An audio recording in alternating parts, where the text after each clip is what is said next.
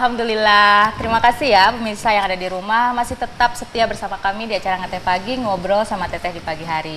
Kita masih ngobrol barengan sama kakang tukang kayu lagi dengan Fadel Ramadan di Work to Create. Jadi dia ini pemuda yang masih 20 tahun, yang masih juga kuliah, tapi sudah berani untuk membuka usaha dari hobinya. Awalnya dari hobinya, kemudian dia ingin merealisasikan, waduh, daripada saya harus menghabiskan waktu saya untuk main-main aja, kenapa saya nggak mencoba sesuatu yang bisa saya kerjakan dengan hasil kreasi saya sendiri. Work to create. Wah, luar biasa nih. Nah, kemudian kita lanjutin lagi nih pertanyaannya ya, Fadel. Tentang tahapan pembuatan dari masing-masing pengerjaan artwork itu, dari kayu maupun dari besi. Mungkin bisa diceritakan. Jadi pada awalnya kan dari konsumen biasanya ngasih kita desain, Ya. kita desain, kita lihat di kita ada namanya apa ya, konsultasi desain namanya. Di Kadang awalnya. kadang desainer itu agak kurang mengerti material Iya. gitu.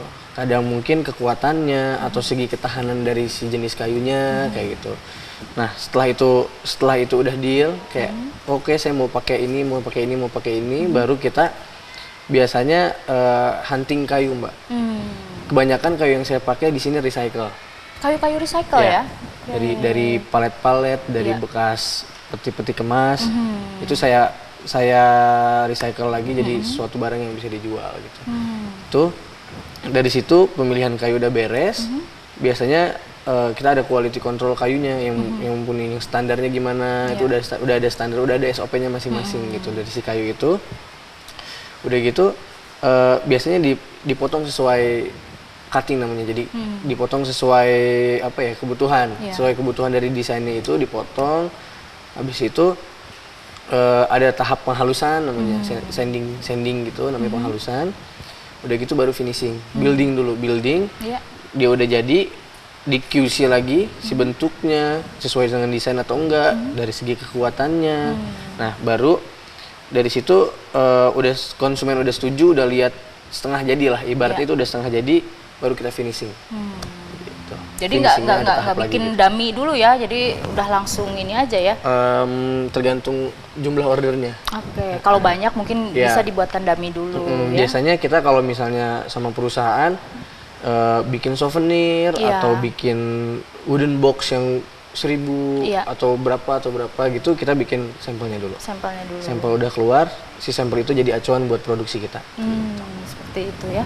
Nah, dari pembuatan pengerjaan produksi itu suka ada nggak sih yang kalau bahasa Belandanya itu mahiwal gitu? Mahiwal. Jadi ada konsumen, aduh saya pengen bikin dari kayu jati tapi harus modelnya nyengeyeng, terus bengkok atau kayak gitulah gitu. Jadi terlalu inovasinya terlalu berlebihan gitu misalnya konsumen. Tapi bisa diakomodir nggak seperti itu? Justru adanya saya buat membuat yang seperti itu, Mbak. Buat memenuhi kebutuhan para desainer yang unik-unik gitu. Yang unik-unik ya. Jadi gimana ya? Ketika kita dapat desain sulit, kita nggak akan tolak. Tapi saya akan bilang saya belum pernah produksi ini. Ayo kita coba produksi bareng-bareng gimana gitu.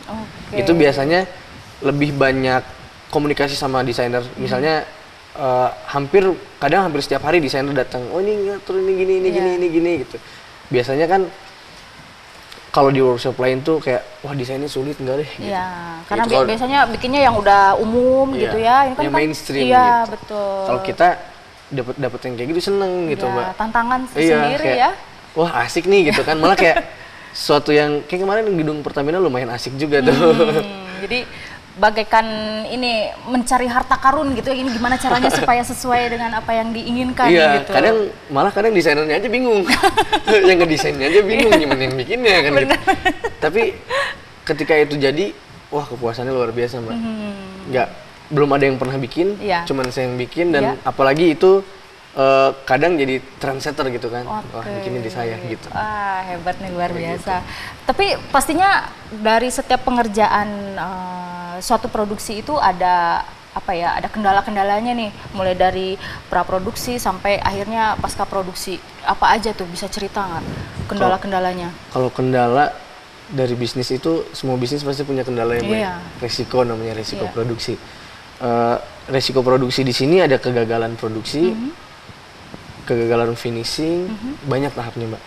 Ketika kita udah beli kayu udah di QC gitu kan, salah potong, atau enggak finishingnya salah warna, kayak gitu itu udah kita pikirin sih.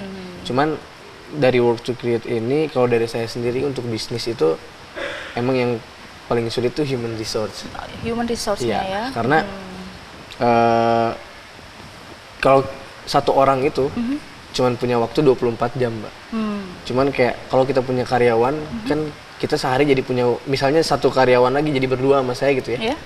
Saya punya waktu 28 jam berarti kan. 48 jam, sorry. 48. Ya, jadi kayak segala sesuatunya emang nggak bisa dikerjain sendiri, cuman human resource itu emang agak sulit gitu.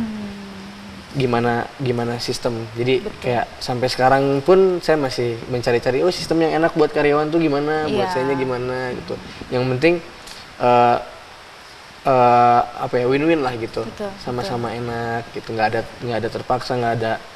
Jadi kalau misalnya kerja happy, hasilnya juga saya yakin akan bagus. Jadi pada saat ada pengerjaan suatu barang gitu ya, gimana caranya juga Fadel membuat nyaman dulu ya bersama dengan teman-teman karyawannya gitu. Jadi akhirnya hasilnya juga bagus. Nah kemudian nih, kalau biasanya untuk satu produksi itu apakah memang mengikuti keinginan klien atau kliennya yang ngikutin, oh ini produksinya hanya di bidang ini gitu? Jadi kita itu made by order, Mbak. Made by order. Jadi gimana pun desain klien yang yang dikasih kita, kita yang provide gitu. Kecuali ada salah satu konsumen yang mungkin saya pengen bikin ini, cuman desainnya kayak gimana ya, nah itu kita bisa bantu dengan ya timbal balik antar desainer tadi juga balik lagi sebenarnya. Gitu. Jadi kalau misalnya untuk mengerjakannya pun nilainya sedikit maupun banyak itu bisa diterima ya sama Work to Create ya. Kalau bukan desainer misalnya hanya seorang ibu rumah tangga kayak saya, emak-emak, saya pengen bikin pajangan lampu yang unik deh, lain daripada lain, bisa gitu ya? Bisa.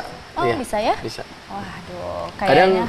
Kadang banyak ibu-ibu suka punya ide sendiri, karena mungkin ibu-ibu tuh dari segi pemakaian gitu kan, dari fungsionalnya gitu, dari saya misalnya punya pot bunga bawahnya becek nih gitu kan, saya pengen bikin yang bawahnya nggak becek. Nah itu waktu itu pernah ada konsumen saya kayak gitu, dia bikin kayak sesuatu yang menurut dia itu tuh problem solve gitu. Terus tiba-tiba ada yang datang ke rumahnya, ini bagus, ini penting nih, ini perlu nih. Akhirnya dia jadi, wah Mas ini bisa saya jualin, kalau saya jualin gimana gitu kan. Ya Bu silakan gitu aja. Jadi peluang baru buat ibunya dan peluang juga jadi ngerjain banyak. Alhamdulillah gitu. Alhamdulillah ya. Waduh luar biasa banget nih. Aduh pemirsa, seneng banget saya di episode kali ini karena banyak banget ilmu yang bisa saya serap dari seorang pemuda bahwa saat kita berkreativitas atau ingin melakukan sesuatu, kita jangan pantang menyerah, kemudian kita harus terus mencoba dan yang pasti kita harus konsisten. Nah sesaat lagi kami akan kembali lagi karena sekarang ada yang mau lewat dulu nih, mangga kami persilahkan.